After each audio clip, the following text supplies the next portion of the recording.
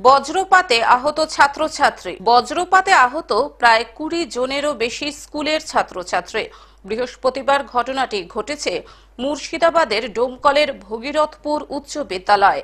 ঘটনায় ব্যাপক চাঞ্চল্য ছড়িয়ে পড়েছে মুর্শিদাবাদের ডোমকল হাসপাতাল চত্বরে।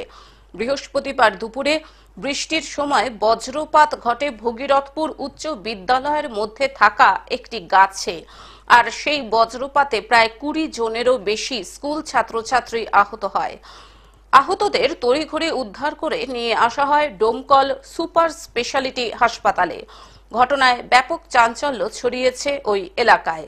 আমাদের এই ভগীরথপুর স্কুলে বাচ্চারা ছিল এবং হঠাৎ করে তখন বাজ পড়ে এবং 20 জন বাচ্চা আহত হয়।